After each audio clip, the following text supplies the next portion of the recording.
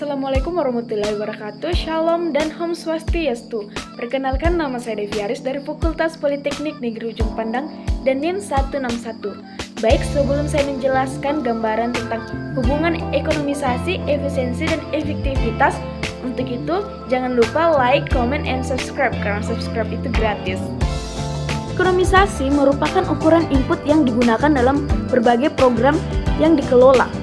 Artinya, jika perusahaan memperoleh sumber daya yang akan digunakan dalam operasi dengan pengorbanan yang paling kecil, berarti perusahaan ini telah mampu memperoleh sumber daya tersebut dengan cara yang ekonomisasi.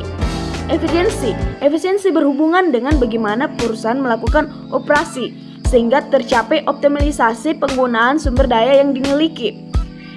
Efisiensi berhubungan dengan metode kerja atau operasi.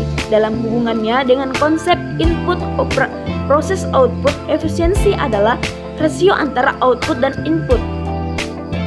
Seberapa besar output yang dihasilkan dengan menggunakan sejumlah input yang dimiliki perusahaan, metode kerja yang baik akan dapat memandu proses operasi berjalan dengan mengoptimalkan penggunaan sumber daya yang dimiliki perusahaan.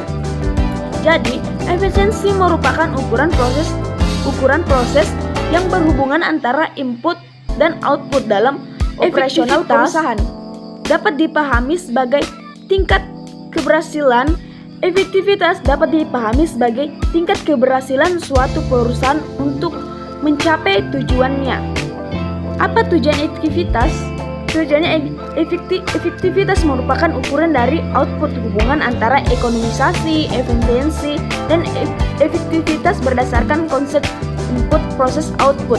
Hasil yang dicapai oleh efisiensi lebih melihat pada bagaimana cara mencapai hasil yang dicapai itu dengan membandingkan antara input dan output.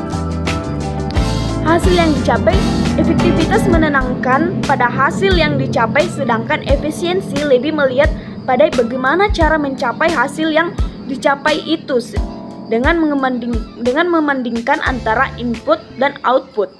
Baik, itulah penjelasan tentang gambaran hubungan ekonomisasi, efisiensi, dan efektivitas dari saya. Jika ada kesalahan, mohon dimaafkan. Assalamualaikum warahmatullahi wabarakatuh.